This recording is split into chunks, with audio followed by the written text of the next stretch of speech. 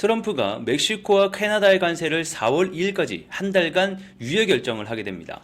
이렇게 관세가 유예 결정이 됐을 때는 지수가 올라야 되는데 오히려 나스닥이 마이너스 2.6%나 빠지는 아이러니한 일이 발생을 합니다.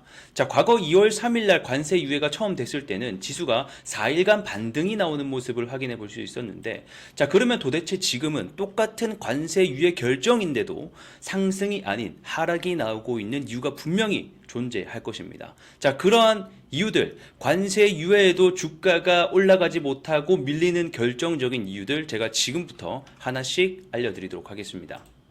자, 첫 번째 이유를 보게 되면 관세 유예를 하긴 했는데 오히려 관세 유지 품목이 더 많다라는 겁니다. 이번에 관세 유예를 하게 된 이 품목에 대해서 함께 보게 되면 북미 3국의 자유협정 품목에 대해서만 관세를 유예하겠다라고 결정을 했는데, 그 관세 면제 품목을 보게 되면 뭐 유제품, 자동차 부품, 이것도 웃긴 게 자동차 완성품에 대해서는 세금을 매기고요, 그 안에 딴에 있는 부품에 대해서만 면제를 하기로 결정했고요. 세 번째는 의약품, 이런 것들이 존재합니다. 자, 그러면 관세 면제 품목이 이렇게 있고 오히려 관세 유지 품목을 보게 되면 뭐 이런 농산물, 그 다음에 주류, 식음료, 목재, 섬유, 의류 등등 해서 2,500가지의 세부 품목에 대해서는 그대로 관세를 유지하겠다라고 결정을 한 거죠. 그래서 관세에 대한 유예 비율이 전체적으로 43%고요. 43%고 유지하겠다는 비율이 57%.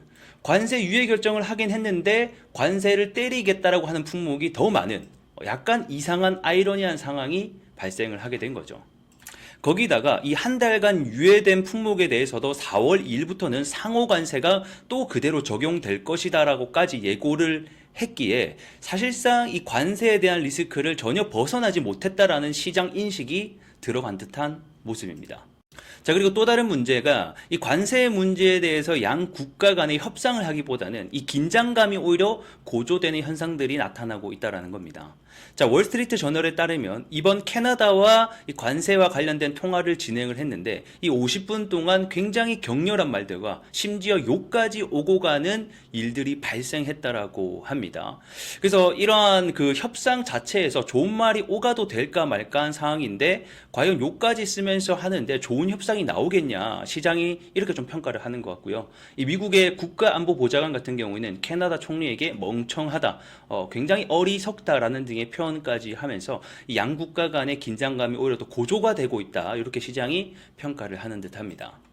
그래서 전체적으로 한 달간 유예 결정이 나긴 했으나 안의 내용을 직접적으로 까보니까 관세를 유지하는 품목이 오히려 더 많고 양 국가 간의 갈등이 풀리지 않는 모습들이 연출되다 보니까 오히려 시장에서는 반등이 아닌 하락을 하는 이유가 될 것 같습니다. 자, 이러한 상황이 계속 지속되다 보니까 일각에서는 트럼프가 시장을 조정을 받기 원하고 있다라는 이런 주장까지 현재 나오고 있는 상황입니다. 왜 이런 얘기가 나오냐면 현재 미국에 대한 정부 부채 한도 또는 부채 이자에 대한 문제를 혹시 한 번이라도 들어보셨을까요? 저도 한 두세 번 영상을 통해서 여러분들께 소개시켜 드린 바가 있는데, 현재 미국의 정부 부채 한도가 이자만 해도 한 해에 1,690조, 굉장히 큰 숫자, 미국의 재정적자 GDP의 4%에 육박하는, 보통 IMF가 이 재정적자가 GDP의 3% 이내를 할 것으로 공고를 하고 있는데 미국은 4%가 넘어가면서 한마디로 이 부채 이자 때문에 감당이 안 되는 상태인 거죠.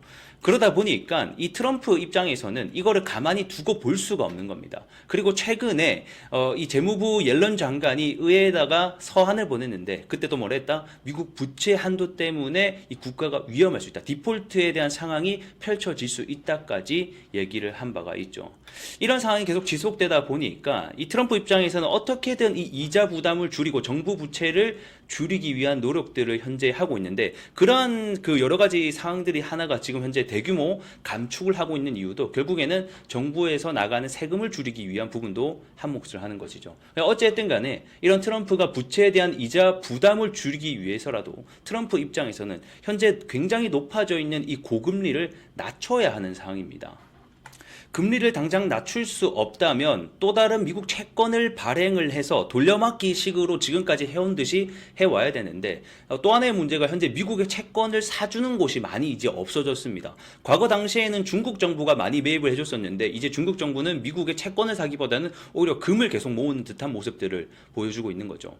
자, 그러면 트럼프 입장에서는 안 그래도 정부 부채 이자가 감당이 안 되는 상태에서 국채까지 제대로 안 팔리다 보니까 채권에 대한 수요도 끌어올리고 금리도 내려야 되는 두 가지의 상황을 다 직면을 하게 된 것이죠.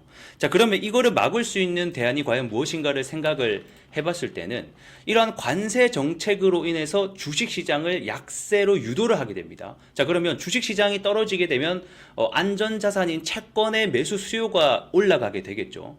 자, 그러면 경기 둔화에 대한 신호가 나타나면서 자연스럽게 금리 인하까지 꼭 먹고 알 먹고를 다 할 수 있는 어떤 시나리오가 그려지게 되는 셈입니다.